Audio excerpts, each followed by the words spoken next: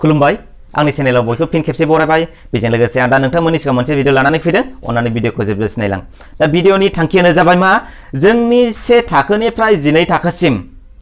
आथिखालाव आसाम सरकारजों बोसोन होजानाय एबा गनायथि होजानाय एकाउन्ट खुलिथारनांगौनि सायाव आङो बेखौ खोन्थानो लादों जायफोर फरायसाया नांगौ रोखोमनि फोरमानथि बिलाइ गैया एबा डकुमेन्ट्स गैया आरो जायफोर गार्जेनफ्रा एबा बिमाफ्रा दिनैसिम बेंकनि दरखंखौ नुयै माखासे मानसिफोरबो दं आरो बेजों लोगोसे सोरबा सिगनेचार होनो रोङै कलम फिदिंनो रोङै माखासे मानसिफोर दं बे हिसाबै आङो बिसोरखौ खोन्थानो लादों जे एकाउन्टखौ माबोरै खुलिनो थांनाय 14 सेप्तेम्बराव जोंनि आसाम सरकारा मोनफ्रोमबो डिस्ट्रिक्ट एलिमेन्टारि अफिसाव मोनसे लाइजाम हरदों बे लाइजामनि गेजेरजों बेखौनो फोरमायहरदों जे जाय साफ्रोमबो फरायसाया 1 थाखोनिफ्राय 12 थाखोसिम जायफोरा फरायगासिनो दङ बिथांमोना एकाउन्ट खुलिथारनांगौ एबा सेभिं जिर' एकाउन्ट खुलिथारनांगौ हिसाबै मोनसे लाइजाम हरदों बे लाइजामनि हेफाजाबै डिस्ट्रिक्ट एलिमेन्टारि अफिसनिफ्रायबो बिएमसि नो मोनसे लाइजाम हरदों आरो बिएमसि आबो सिआरसि नो मोनफ्रोमबो स्कुलनि साफ्रोमबो छात्रआनो एकाउन्ट खुलिनांगौ होननानै मोनसे लाइजाम हरदों बे लाइजामनि गेजेरजों जोङो रादाय हिसाबै मोननो हायो जे साफ्रोमबो फरायसायानो एकाउन्ट खुलिनांगौब्ला सोरबा फोरमान बिलाइ गैया माखासे गार्जेना बेंकनि दरखं नुहैयाखै माखासे गार्जेना नांगौ बायदि माने कलम फिदिंनो रोङा सोरबा ओरैबायदि जाम्बि जाम्बा जोंनि बिमा बिफाफ्रा बे हिसाबै बिथांमोनखौ जों माबोरै हेफाजाब होनो आं बेनि सायाव खोन्थानि गिबियावनो जोङो बेंकआव एकाउन्ट खुलिनायनि मोनसे थांखियानो जाबाय माने जोंनि साफ्रोमबो फरायसाया गावनि इयुननि थांना थानायनि मोनसे हिसाब लानो हायो थामहिनबा दिनै एकाउन्ट खुलियोब्ला माने नोंनि एकाउन्टआव दिनै एसे गाबोन एसे जों फैसा जमायलाङोब्ला एबा दोनलाङोब्ला बे फैसाया नोंनि इयुनाव मा हेफाजाब होगोन बे थांखि जानो हागौ आसाम सरकारा बेखौ बोसोन होदों हिसाबैनो आंबो बेखौबो सानदों जिहुते एकाउन्टआ नांथारगौ आरो बे एकाउन्टआ नोंनि इयुननि थाखाय नोंनि फिसानि इयुननि थाखाय बे जोबोद हेफाजाब होगोन मानो होनब्ला दिनै एसे गाबोन एसे दोनथुमै बियो मोनसे समाव मोनसे गिदिर एमाउन्ट मोनसे गिदिर बिग केपिटेल जाहैगोन बे हिसाबै जोङो बे एकाउन्टखौ खुलिथारनांगौ हिसाबै जोंनो दायित्व होनाय हिसाबै जोङो बानायना लानोसै दाना नाथाय बे हिसाबै जोंहा नांगौ रोखोमनि डकुमेन्ट्सआनो गैयाब्ला जों माबोरै खुलिलायखो नङा होमबा दा जोंहा जाय फरायसाया जाय स्कुलाव फरायदों बे स्कुलाव मोनसे गभार्निं बडि थायो थामहिनबा जों एसएमसि होनना बुङो स्कुल मेनेजिं कमिटि बे गभार्निं बडि एबा स्कुल मेनेजिं कमिटिया मोनसे दायित्व लानांगौ जे बै एसएमसि आरो बै फोरोंगिरिफोर जायफ्रा बे फरायसालियाव फरायगासिनो दं बिसोर फरायसाफोरनि थाखाय माबायदि हेफाजाब होनो हागोन एबा मा लामा दिन्थिब्ला बिसोर खामानिखौ मावनानै गोरलैयै लानो हागोन जों बेखौ नायनांगौ दा जोंनि बे एसएमसि आरो स्कुलनि माखासे फोरोंगिरिफोर बिसोर फोरोंगिरि आरो स्कुलनि बे एसएमसि बडिजों मोनसे एग्जिकिउटिभ मिटिं रायलायनांगौ गिबियावनो बिसोर रायलायनानै लानायनि उनाव मोनसे ओरैबायदि थिरांथा लानांगौ जे जोङो गाबोन बा समफोर बा सानसे साननैनि गेजेरावनो जोङो मोनसे मिटिं लांनांगौ माबायदि मिटिं लिंनांगौ बै जाय फरायसाफोरा बे स्कुलाव फरायगासिनो दं बिसोर फरायसाफोरनि बिमा बिफा एबा गार्जेनफोरजों बै बिमा बिफा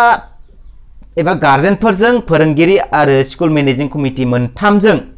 मोनसे ओरैबायदि मोजां एग्जिकिउटिभ मिटिं रायलायनांगौ जे बै फरायसाफ्रा जाहाथे बयबो गोरलैयैनो एकाउन्ट खुलिनो हायो बेयाव जायफोर फरायसाफोरा नांगौ रोखोमनि बिसिनावहाय फोरमान बिलाइ गैया एबा नांगौ रोखोमनि डकुमेन्ट्स गैया बे डकुमेन्ट्स गैयाब्ला बैसोर फोरोंगिरि एबा माखासे स्कुल गभर्निं बडिजोंनो बिसोर ज' जानानै ओरैबायदि थांखि लानांगौ जे रिडिं सार्टिफिकेट होनांगौ नङाब्ला स्कुल आइ कार्ड प्रभाइड खालामना होनांगौ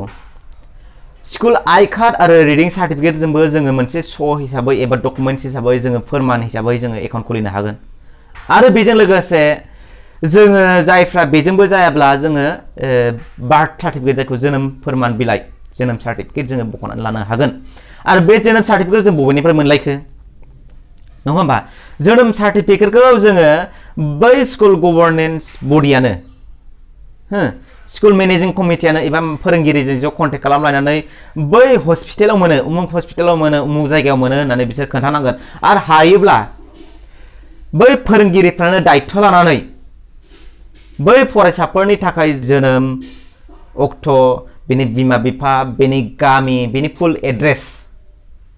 बेखौ लानानै मोनसे दायित्व लानो हायो माबायदि दायित्व लानो हायो बै गथ'नि फुल एड्रेस फुल डिटेल्सखौ लानानै बिसोरो जे जिनिसावहाय जे जायगायावहाय बै गथ'नि जोनोम सार्टिफिकेटखौ मोनो बे जायगायावहाय बिसोरो बेखौ खामानि मावनो हायो एबा बेखौ स्कुला बेखौहाय बै हस्पिटालजों क्लस कन्टेक्ट खालामनानै बे जिनिसखौ मावनानै लानो हायो आरो बे मावनानै लानाय जोङो जाफुंगोन होननानै आं आसा खालामदों दाना जुदि जोंहा सार्टिफिकेट एबा डकुमेन्ट्सफ्रा जोंहा क्लियार जायोब्ला एबा जोङो जाफुङोब्ला दाना एकाउन्ट खुलिनायनि खोथा फैबाय नङा होमबा एकाउन्ट खुलिनायाव ओरैबायदि जाबाय जोंनि माखासे बिमा बिफाया बै बेंकनि दरखौ नुहैयाखै जोंनि माखासे बिमा बिफाया जों कलम लिरनो रोङा बे हिसाबै बिथांमोनहा बे खामानिखौ जोबोद गोब्राब सानगोन बाथ्रायानो नंगौ नङा नंखाय नङा दाना बे खामानिखौ जों बोरै गोरलैयै मावनो हालायखो अब्ला जोङो स्कुल मेनेजिं कमिटि आरो फोरोंगिरि बेखौ मोनसे दायित्व लानो हायो माबायदि दायित्व लानो हायो जोङो बै फोरोंगिरि एबा स्कुल मेनेजिं कमिटिया बै बेंकारफोरजों एबा बेंक मेनेजारजों बै बेंकनि माखासे ब्रान्च अफिसफोरजों जोङो क्लस कन्टेक्ट खालामनानै बै फरायसाफोरा साबेसे दं एबा आंनि बे नोंनि फरायसालियावहाय साबेसे स्टुडेन्ट दं बे स्टुडेन्टनि नाम अनुजायै नोङो बै फोरोंगिरि बा स्कुल मेनेजिं कमिटियानो बेनि नांगौखिनि फर्म जों बेखौ लाबोनो हायो एबा मुं थिसन बिलाइखौ जों लाबोनो हायो बेनि उनावहाय बै मुं थिसन बिलाइखौ जेब्ला लाबोगोन बै फोरोंगिरियानो बेखौ नांगौ रोखोमै थख' बबाव लिरनांगौ बबाव लिरनाङा मा लिरनाङा बे फर्मखौ फिलआप खालामना होनो हायो एबा बे फर्मनि लांदां जायगाखौ सुफुंनानै होनो हायो बे लांदां जायगा सुफुंनानै जेब्ला क्लियार जाबाय जेब्ला बेंकारा बियो अब्ला जोङो बै फरायसाफोरखौ लांफानानै जोङो बेंकआवबो साबमिट हैनो हायो आरो जुदि जोङो गोनांथि जायोब्ला जोङो ओरैबायदि माखासे जोङो स्टुडेन्टफोर दं जायफ्रा आला गला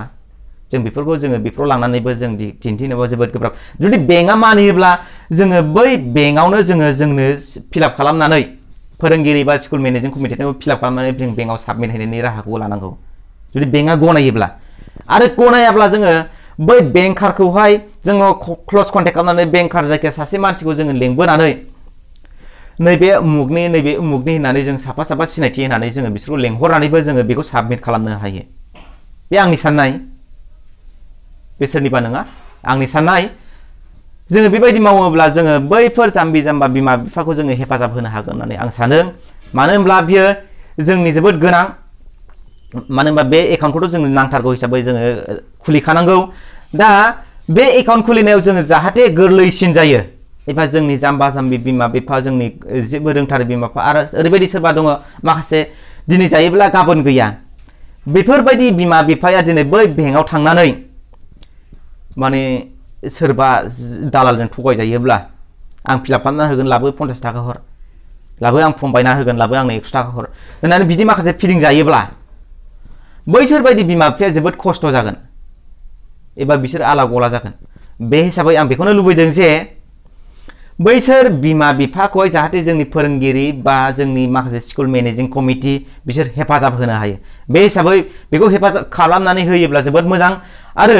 बेबायदि बुंनानै आङो बेखौनो खावलायदों जे जोंनि माखासे गोरों साफा सानै रोंनायफोरा बेखौ